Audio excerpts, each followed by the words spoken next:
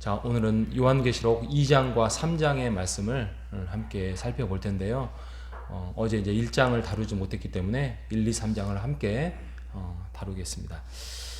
예를 들어서 무슨 뭐 북한이든 또 아니면 뭐 일본이든 이렇게 전쟁이 났다고 해서 우리나라가 남유다처럼 이렇게 멸망을 했다고 우리가 가정을 해봅시다. 가정을 한데 이제 이제 대한민국이 무너졌기 때문에 이제 일본이든 북한이든 이제 자기네들의 어떤 스타일대로 통치 방법을 이루어 간다라고 우리가 가정을 한번 해봅시다. 그런데 교회 문을 닫으라고 합니다. 그리고 예배를 폐쇄합니다. 그래서 자기네들이 너희들 성경의 로마서의 13장에 보면 국가 권위에 복종하라 하지 않았느냐. 이제 너희 나라는 없어졌기 때문에 너희들이 믿든 안 믿든 그 성경에도 보면 국가 권위를 복종하라.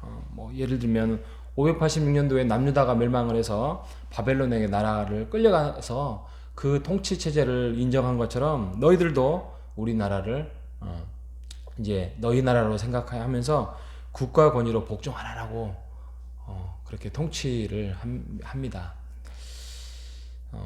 박해가 시작됐죠. 그리고 이제 거짓 복음들이 나타납니다. 주위에 목사님들이 그렇습니다. 국가 권위에 복종해야 됩니다. 우리나라는 이제 없어졌으니까 이제 일본 아니면 북한 나라에 우리가 그 통치 체제에 순종하는 것이 하나님의 뜻입니다. 이렇게 거짓 복음들이 또 횡행하게 나타나라고 합니다. 직장을 그 나라의 통치에 순종하지 아니하면 얻을 수 없고요. 자녀 양육도 할 수 없습니다. 결혼도 할 수 없습니다. 학교 유치원 당연히 보내지 못합니다.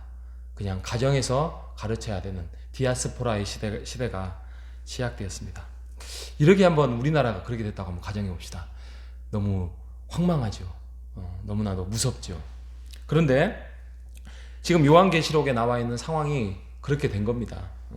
로마로 인하여서 이제 나라는 망했고 이제 로마의 박해가 점점 심해지고 거짓 복음이 나타나서 교회의 위기가 찾아오고 많은 사람들이 죽어가고 사도들도 다 죽었습니다. 이제 남은 사도라고는 이제 가장 어렸던 요한밖에 없습니다.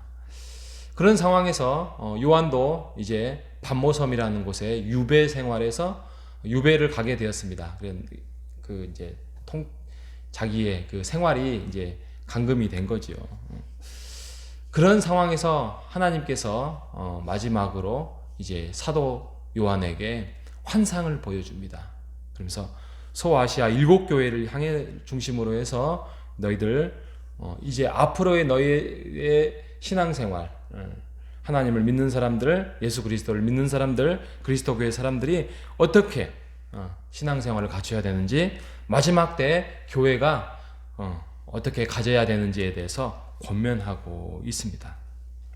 결론적으로 요한계시록은 아무리 지금의 상황이 힘들고 어렵다고 하더라도 이런 시험과 고난을 잘 이기면서 구원의 하나님, 또 계시의 하나님을 의지하면서 너희들이 하나님께 영광을 선포하며 지금의 상황에 굴하지 말고 하나님과 함께 예수 그리스도의 복음을 위해서 너희들이 이 땅을 다하는 날까지 최선을 다하라고, 충성을 다하라고 말씀을 강조하고 있는 내용이 요한계시록의 말씀입니다.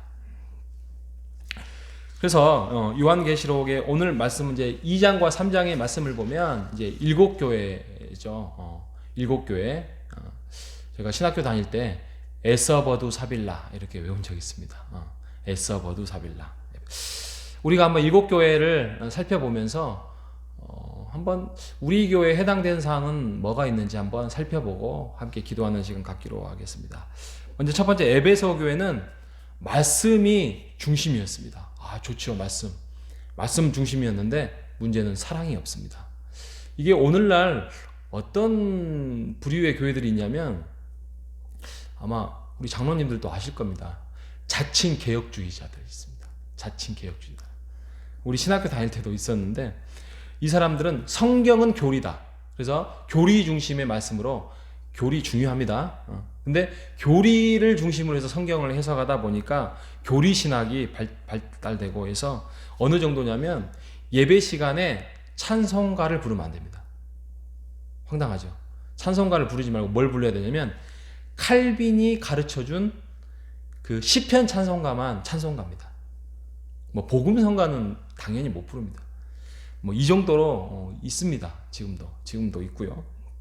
그래서 그들에게 그러니까 이제 다시 에베소로 들어가서 에베소 교회에게 그 말씀을 강조하다 보니까 이 사람들의 그 교리 중심의 칼날이 되다 보니까 사랑이 없습니다. 그래서 자기네들은 자칭 진리와 분별하는데 그거에 동의하지 않는 사람들을 정죄하고 교만한 마음으로 공동체를 깨고 복음의 힘을 잃게 하는 그러한 상황들이 지금 에베소 교회였습니다.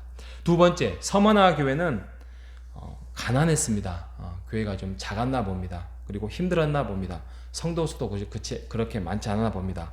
그런데 그런 핍박 속에서도 그들은 믿음을 지켜나가려고 애를 썼습니다. 그래서 하나님께 칭찬을 받습니다. 가난하지만 부유한 교회다라고 말씀을 합니다. 핍박을 이기려고 나름대로 말씀도 지키고 사랑도 실천하고 또 삶으로 보여주려고 애썼던 교회입니다. 그래서 죽도록 충성하라. 너희들의 지금 핍박 속에서 너희들의 그런 어려움 속에서 너희들이 충성함을 잃지 말아라 라고 말씀하고 있습니다. 이 충성이 뭐죠? 믿음을 지켜라는 거죠. 그렇게 해서 칭찬이 많이 하나님의 말씀에 기록된 교회입니다. 세 번째 교회는 버가모 교회입니다. 버가모 교회는 어떤 교회냐면 순교자들이 많이 탄생된 교회입니다. 그래서 순교자의 열매, 뭐 우리 주위에도 많죠. 조금 전남만 살펴봐도 그렇죠. 근데 문제는 그렇게 순교자가 탄생된 교회다 보니까 이게 목에 힘이 들어갑니다. 그래서 목에 힘이 들어가서 조금 우월주의, 그러다 보니까 다른 가르침에도 그거에 대해서 분별함이 없어져서 성경에 보면 발람의 교훈이라든지 니골라당의 그런 가르침에 대해서 우상 숭배에 빠져버렸습니다. 그러니까 타협에 들어간 거죠. 신앙의 타협. 그러니까 우리는 순교자의 교회야. 우리는 100명의 순교자가 냈어. 이것만 있는 거예요. 그리고 믿음의 말씀에 타협이 들어간 교회, 버가모 교회를 소개합니다. 네 번째 교회는 두아디아 교회입니다. 두아디아 교회는 좋습니다. 사랑도 있습니다. 믿음도 좋습니다.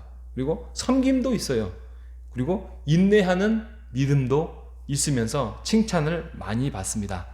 그런데 문제는 다 좋은데 하나를 지적합니다. 그게 바로 이세벨이라는 사람의 발자취를 쫓아갔다라고 합니다. 이세벨은 북이스라엘 아합 왕비를 생각나게 하는 사람입니다. 그래서 우상 숭배에 빠지게 하고요, 우상의 재물을 먹게 하고요, 그리고 어떤 신앙의 이 또한 타락을 가져오게 해서 영적인 타락. 그래서 끝내 자기네들의 우리는 믿음도 좋고 사랑도 있고 섬김도 있고 인내, 그걸로만 밀어붙이다 보니까 다른 부족한 부분들, 결국에는 회개하지 않고 하나님께 호되게, 아주 호되게 혼이 나는 교회입니다. 자, 다섯 번째 교회는 사대교회입니다. 3장에 가면 사대교회가 나오는데, 사대교회는 겉은 참 괜찮아 보입니다.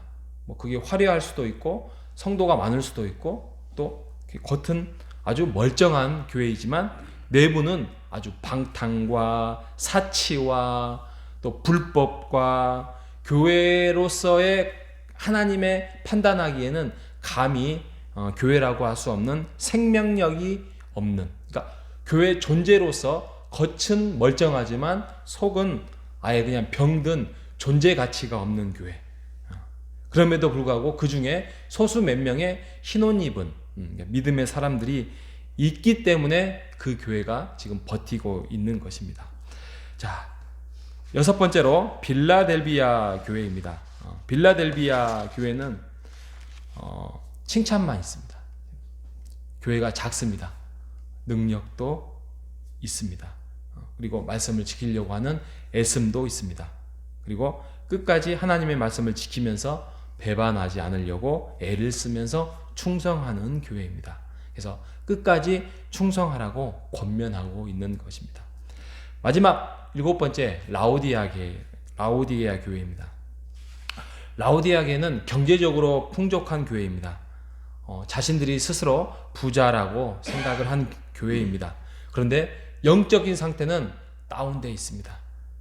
영적인 상태가 아주 미지근한 신앙생활에서 어떤 열심을 내려고 하지 않고 자기네들의 그냥 부요함 속에서 신앙생활을 한 교회고, 결국에는 회개를 촉구하라는 하는 말씀. 오늘 마지막 읽었던 말씀이 그겁니다. 너희들이 문 앞에 서서 내 음성을 들어라. 그리고 문을 열어라. 그리고 나를 초대해라. 그리고 나와 함께 더불어서 먹고 마시면서 그리스도를 온전하게 받아들여라 라는 그런 회개를 촉구하는 부분입니다. 여러분, 금방 제가 짧게 7교회를 소개시켜줬는데 우리 교회가 어떤 부분에 속해 있습니까? 이 교회의 어떤 부분, 이 교회의 어떤 부분, 또 이 교회의 어떤 장점들을 우리가 소유하고 있습니까? 우리가 7교회를 살펴보면서 우리가 하나님 안에서 온전한 교회, 또 거룩한 교회, 또 하나님이 교회다운 교회, 정말 우리 호산나 교회가 하나님 앞에 칭찬받는 교회가 되기를 바랍니다. 그러기 위해서 우리가 말씀으로 살아있고 또 사랑으로 함께 실천하는 교회, 하나님을 만남으로써 날마다 우리가 그 사랑을, 하나님의 사랑을 깨닫고 또 우리가 함께 교우 안에서 그런 사랑과 돌아봄 속에서 또 이웃까지 우리가 돌아볼 수 있는 그런 교회가 되기를 바랍니다. 그래서 나중에 하나님께 많이 칭찬받는 우리 호산나 교회가 되기를 주님의 이름으로 축복합니다. 하나님 아버지 감사합니다. 7교회를 살펴보면서 힘들고 어려웠던 그 시기에 그럼에도 불구하고 하나님 말씀 앞에, 하나님의 교회 앞에, 또 하나님의 나라 앞에 충성하라고 하나님께서 권면하는 말씀을 우리에게 허락해 주셨습니다. 하나님, 우리 교회 또한 하나님 앞에 7교회 중에 아니면 또 다른 부분에 어떻게 평가받고 있는지, 하지만 우리가 이곳에 멈춰서지 아니하고 더욱더 앞으로 주님의 나라와 주님의 교회 앞에 칭찬받는 교회로 나아갈 수 있도록 인도하여 주시옵소서. 하나님과 교제하고 또 이웃의 사랑을 돌아볼 수 있는 넉넉한 마음 허락하여 주시옵소서. 살아계신 예수님의 이름으로 기도합니다. 아멘.